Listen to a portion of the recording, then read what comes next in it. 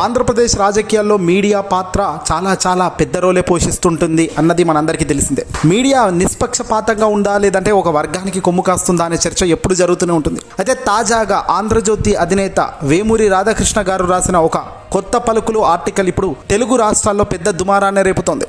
దీనిపై అనేక మంది ఆగ్రహం వ్యక్తం చేస్తూ ముఖ్యంగా వైఎస్ఆర్సీపీ పార్టీకి సంబంధించిన మంత్రులు, మాజీ మంత్రులు, ఎమ్మెల్యేలు, పార్టీకి సంబంధించిన వాళ్ళు చాలా తీవ్రంగా ఆగ్రహం వ్యక్తం చేస్తున్నారు. ఏదైనా ప్రజాస్వామ్యంలో మాట్లాడే హక్కు ఉంటుంది. ఒక పార్టీకి ఇంకో పార్టీకి సంబంధించిన ప్రశ్నలు అడగడం కానీ, తప్పు చేస్తే నిలదీయడం కానీ, కరెక్ట్ చేసుకోమని చెప్పడం కానీ, లేదంటే ఇలా కాదు ఇలా చేసుకోవచ్చు అన్న సూచనలు, సలహాలు ఇచ్చే అంత స్వేచ్ఛ ఎవరికైనా ఉంటుంది. దాంట్లో తప్పుపట్టాల్సిన అవసరం లేదు. అలా ఉంది కదా అవకాశం అని ఇష్టం వచ్చినట్టు మనకు నచ్చిన పార్టీకి మేలు జరిగేలా, మనకు ఇష్టమైన వ్యక్తులకు అన్యాయం జరగకుండా దారుణమైన వ్యాఖ్యలు ఇతరులపై వేయడం ఏ పార్టీకి ఈ రోజున కొత్తగా చేయాల్సిన పని లేదు. ఈరోజు ఏ పార్టీకి ఆ పార్టీకి సంబంధించిన మీడియా కొనసాగుతుంది.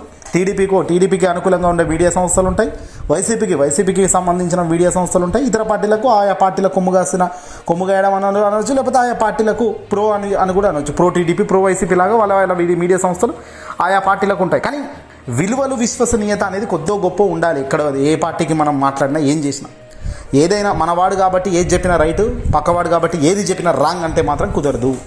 నిజంగా మనవాడు చెప్పేది కూడా కరెక్టా రాంగ్ అనేది కూడా ఆస్కారంగా ఒక మనిషిగా ఆలోచించి, మనిషి విలువలు ఉన్న వ్యక్తిగానే మనం 10 మంది ముందు ఆ అంశాన్ని పెట్టేదాలి. కానీ అడ్డగోలుగా మాట్లాడతాను, నాకున్న స్వేచ్ఛను అడ్డగోలుగా వాడుకుంటానంటే తిరిగి ముప్పు క్రియేట్ అవుతుంది. తిరిగి అది మన వీపే పగిలే పరిస్థితి వచ్చేదాకా ఉంటుంది. ఇక తాజాగా రాధాకృష్ణ గారు ఇటీవల జగన్మోహన్ రెడ్డి గారు ప్రకటించిన మావిగన్ అనే అంశాన్ని ప్రస్తావిస్తూ, జగన్మోహన్ రెడ్డి గారు ఏది చెప్తే అది వైఎస్ఆర్సీపీ పార్టీ నాయకులు దాన్ని పట్టుకొని వాళ్ళు రెచ్చిపోతుంటారు. దీనిపై వైసీపీ నాయకులు చేసిన వ్యాఖ్యలు, జగన్మోహన్ రెడ్డి గారి ప్రకటన మావిగన్ బాగానే ఉంది. వీళ్ళు వైసీపీ నాయకులు దాన్ని పట్టుకొని ప్రచారంలో ఊపుతున్నారు. ఇది తట్టుకోలేని రాధాకృష్ణ గారు ఏకంగా వివాదాస్పద వ్యాఖ్యలు చేశారు. ఏకంగా జగన్ చెబితే ఈ వైసీపీ నాయకులు తమ భార్యలను కూడా మార్చుకుంటారు, వేరే పెళ్లిళ్ళు చేస్తారు, మీ భార్య కాదు మీకు చెల్లెలా భావించండి అని జగన్ చెప్తే వైసీపీ నాయకులు అవును కరెక్టే, మా నాయకుడు చెప్పాడు కాబట్టి మీరు భార్యలు కాదు మీరు చెల్లెలే, వాళ్ళకి పెళ్లిళ్ళు కూడా చేస్తారు మీరు అంటూ ఇలా ఈ రకమైన వ్యాఖ్యలు, ఈ రకమైన పదజాలంతో ఆర్కే గారి కొత్త పలుకుల్లో ఒక్కసారిగా ప్రచురితంగా అయ్యేసరికి నిజంగా ఇవి చూసినా దీని అర్థం నిజంగా వరస్ట్ కేసుకే పోతుంది.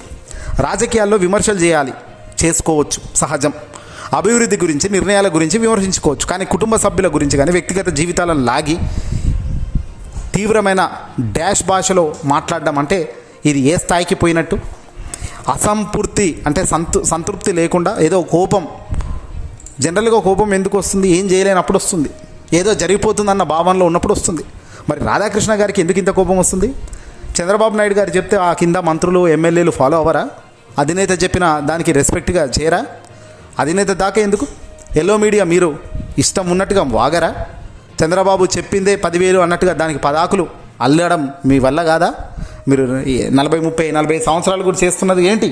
ఇక ఇదంతా పక్కన పెడితే జగన్మోహన్ రెడ్డి గారు మావిగన్ అన్నారు. జగన్మోహన్ రెడ్డి గారు అనగానే చాలామంది వైసీపీ నాయకులు మావిగన్ అంటూ ప్రచారం చేస్తుండటంతో తట్టుకోలేని ఆర్కే జగన్ చెప్తే వాళ్ళ భార్యలను కూడా చెల్లెలుగా మీరు భావించండి అని జగన్ చెప్తే, అవునవును మా జగన్ చెప్పాడని, భార్యలు కాదు చెల్లెళ్ళు అని, మీకు పెళ్ళిళ్ళు కూడా మా అధినేత చెప్పాడని పెళ్ళిళ్ళు కూడా చేసి పక్కవాడి దగ్గర పంపుతారనే దారుణంగా వ్యాఖ్యలు మాట్లాడిన తీరు చూస్తుంటే నిజంగా తల దించుకోక తప్పని పరిస్థితి.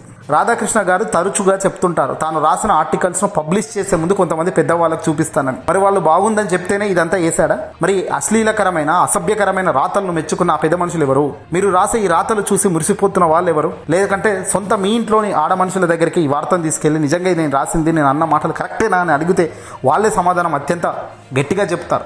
ఏ మహిళ కూడా ఒప్పుకోదు. మహిళలను కించపరుస్తూ, మహిళా లోకంకు పెద్దపీట వేస్తున్న తరుణంలో మహిళలను కించపరుస్తూ, ఇంట్లో ఉన్న రాజకీయాలకు సంబంధం లేని మహిళలను కూడా లాగి విమర్శలు చేయడం అనేది అత్యంత దారుణమైన హేమం. ఇలాంటివి ప్రజాస్వామ్యంలో రాకూడదు. వీటిని ముందుకు కూడా తీసుకుపోయే దానికి ఎవరు కూడా మద్దతు ఇచ్చే పరిస్థితి ఉండకూడదు. ఇలాగే ఇచ్చుకుంటూ పోతే దెర్ ఈజ్ నో సస్టైనబిలిటీ. రాజ్యాంగపరమైన అంశాలను వాడుకొని ఒక అడుగు దాకా పోవచ్చు, కానీ ఆ హక్కులు ఉన్నాయి కదా అని ఇష్టం వచ్చినట్టు నోరుంది కదా అని మాట్లాడతాను, టీవీలు ఉన్నాయి కదా అని చూపిస్తానంటే మాత్రం సరైన విధానం కాదు, అది పద్ధతి కాదు.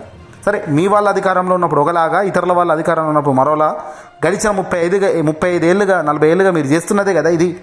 చంద్రబాబు అనే వ్యక్తి కేవలం మీకు అధికారంలో ఉంటే చాలు, రాష్ట్రం సస్యశ్యామలంగా ఉంది, రాష్ట్రంలో అసలు ఇలాంటిది ఏమీ జరగడం లేదన్నట్టు చిత్రీకరించే మీరు అదే రాష్ట్రంలో చంద్రబాబు నాయుడు గారు కనుక ప్రతిపక్షంలో ఉంటే మోదీని తిడతారు, చంద్రబాబు నాయుడు గారు ప్రతిపక్షంలో ఉంటే జగన్ని తిడతారు, అవసరమైతే అదే మోదీకి జై కొట్టే కార్యక్రమం కూడా చేస్తారు. ఇవన్నీ మనం ప్రజలు చూస్తున్నదే, గమనిస్తున్నదే. రాజకీయపరమైన విషయానికి వస్తే జగన్మోహన్ రెడ్డి గారు మావిగన్ అని ఎందుకు అంటున్నారు? ఏమీ లేని అమరావతి దగ్గర కేవలం 29 గ్రామాల అభివృద్ధిని చూసుకొని 2 లక్షల కోట్లు ఖర్చు చేసే పద్ధతిలో నేను అన్ని ఇక్కడనే కట్టేస్తాను పక్కపక్కనే అని చంద్రబాబు నాయుడు గారు అడుగులు వేస్తున్నారు. కానీ విశాఖ కేంద్రంగా అభివృద్ధి చేస్తే తక్కువ ఖర్చుతో వస్తుందని అప్పట్లో జగన్మోహన్ రెడ్డి గారు చెప్పారు. ప్లాన్ ఏలో విశాఖపట్నం, గుంటూరు, విజయవాడ అంటే అమరావతి, ఈ మూడు రాజధానులు తెచ్చింది అందుకే. ఆ తర్వాత గ్రోత్ కారిడార్లను ప్లాన్ బి ఇప్పుడు అమలు చేశారు జగన్మోహన్ రెడ్డి గారు. మావిగన్ ప్లాన్ బి అమలు. మావిగన్ అంటే మచిలీపట్నం, విజయవాడ, గుంటూరును అనుసంధానం చేస్తూ 120 కిలోమీటర్ల మేర అభివృద్ధి చేస్తే ఈ కారిడార్ గ్రోత్ చాలా ఈజీగా అవుతుంది అని ఆయన అన్నది. దాంట్లో తప్పేముంది? ఆ పార్టీ అధ్యక్షుడు ఆయన తీసుకున్న నిర్ణయాన్ని ఆ పార్టీ నాయకులు గౌరవిస్తారు, వాళ్ళు మాట్లాడతారు. దాంట్లో మీకు వచ్చిన ఇబ్బంది ఏమింది? కానీ దీన్ని కట్టు బానిసత్వం అని రాధాకృష్ణ గారు అనడం చాలా విడ్డూరం. మరి ఇదే సూత్రం చంద్రబాబు నాయుడు గారికి వర్తించదా? ఆయన తీసుకున్న యూటర్న్ నిర్ణయాలన్నిటినీ తెలుగుదేశం పార్టీ నాయకులు గుడ్డిగా సమర్థించినప్పుడు అది కూడా బానిసత్వమే అవుతుంది కదా. చంద్రబాబు నాయుడు గారు ఈరోజు అంటున్న ఈ పార్టీ టీడీపీ ఎవరు పెట్టింది, ఎవరు స్థాపించింది? ఏ లూప్ హోల్తోని ఆ పార్టీని లాక్కొని వచ్చారు బయటికి? ఏ లూప్ హోల్తోని తన అకౌంట్లన్నీ కూడా మీరు మలుచుకున్నారు? ఇవన్నీ ప్రజలకు తెలియదా? పెట్టిన పార్టీయే కాదు కదా టీడీపీ. చంద్రబాబు నాయుడు గారు ఏమైనా సొంతంగా తన పైసలతో తన డబ్బులతో పెట్టాడా? పిల్లనిచ్చిన మామ ఎన్టీ రామారావు గారి ఆయన వీక్నెస్, ఆయన పరిస్థితులను ఆధారంగా చేసుకుని ఆయనకే వెన్నుపోటు పొడిచి ఆయా పార్టీలో ఉన్న వ్యక్తులను లాక్కొని ఆయా పార్టీకి సంబంధించిన లైసెన్సులు లాక్కొని పూర్తిగా పార్టీనే మీ వైపు తెచ్చుకొని ఈరోజు మీరే చెలాయించే పరిస్థితికి రావడం వెనుక ఉన్న ఉద్దేశం ప్రపంచానికి తెలియదా? నరేంద్ర మోదీపై గతంలో 2001లో దేశ ప్రధాని అయిన మోదీని పదవి నుంచి తీసేయాలి అంటూ డిమాండ్ చేసిన ఈ చంద్రబాబు నాయుడు గారు 2014లో పొత్తు పెట్టుకున్నారు. మళ్ళీ 2018లో అదే దేశ ప్రధాని మోదీని వ్యక్తిగతంగా దూషించి నల్ల చొక్కాలతో దీక్షలు చేయలేదా? ఎల్లో మీడియా గట్టిగా చూపలేదా? చంద్రబాబు ఎటు పోతే అటు డైవర్ట్ అయిన మీరు ప్రజాస్వామ్యం గురించి కానీ, ప్రజల గురించి కానీ, రాజకీయాల గురించి కానీ మాట్లాడే హక్కుందా? 2024లో మళ్ళీ అదే మోదీని దేశానికి దొరికిన అద్భుతమైన నాయకుడు అని పొగుడుతుంటే మీరు కూడా పెద్ద పెద్ద తమ్నైల్స్ వేస్తూ వీడియోలు విడుదల చేస్తుంటే నిజంగా బాధ కలగదా? మనిషిగా ఏం చేస్తున్నామో అన్న ఆలోచన చేస్తేనే అర్థమవుతుంది కదా మనం కరెక్టా రాంగా అనేది. గతంలో బీజేపీని అంటరాని పార్టీగా ఏపీకి విలన్గా చిత్రీకరించింది ఎవరు? కేంద్ర హోంశాఖ మంత్రి అమిత్ షాపై తిరుపతిలో దాడి జరిగినప్పుడు ఇదే మీడియా ఏ రకమైన కథనాలు ఇచ్చిందో ప్రజలు చూడలేదా?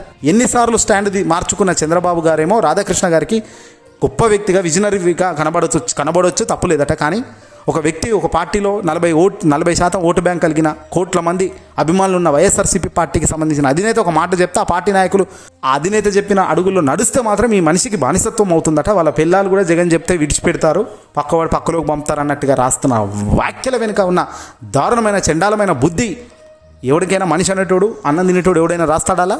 ఇక పవన్ కళ్యాణ్ విషయానికి వస్తే 2019 ఎన్నికలకు ముందు ఆయనపై, ఆయన కుటుంబంపై అత్యంత దారుణంగా బురద జల్లిన చరిత్ర ఈ మీడియాదే కదా. పవన్ కళ్యాణ్ 1000 కోట్లు లొంగిపోయారని, 1000 కోట్లు చంద్రబాబు దగ్గర డిమాండ్ చేశారని, 1000 కోట్లు ఇస్తే పార్టీకి జై కొడతానని ఇలా తప్పుడు రాసింది ఎవరు? ఇప్పుడు అదే పత్రిక ఆయన్ను ఆకాశానికి ఎత్తుతుంటే చూడట్లేదా? మీరు చెప్పింది సత్యం, మీరు చెప్పకపోతే అసత్యం అయిపోతుందంటే ఎలా? ఆంధ్రప్రదేశ్లో బల్లగుద్ది వైఎస్ఆర్సీపీ పార్టీ ఒంటరిగా బలంగా నిలబడి ఉన్న party, vote bank 40% vote bank ఉన్న పార్టీ, లక్షలాది మంది ప్రజలు ఆ పార్టీని, ఆ నాయకుడిని నమ్ముకొని ఉన్న పార్టీ. అటువంటి పార్టీని విమర్శించేటప్పుడు కనీస గౌరవం అయినా ఉండాలి కదా. జర్నలిస్ట్ అనే ముసుగులో ఏదైనా మాట్లాడతాను, పైన మా వాళ్ళే ఉన్నారు అనుకుంటే మాత్రం కరెక్ట్ కాదు కదా. రేపు పొద్దున టైం మారినప్పుడు యుద్ధం జరుగుతుంది కదా. ఇప్పటికే వైసీపీ వాళ్ళు ఆ వ్యాఖ్యను తీసుకోలేక చాలా ఆగ్రహం వ్యక్తం చేస్తున్నారు. ఏంటి చూస్తూ ఊరుకుంటుంటే రెచ్చిపోతున్నారు ఏంటి అంటూ వాళ్ళు కూడా ఆగ్రహం వ్యక్తం చెందుతున్నారు.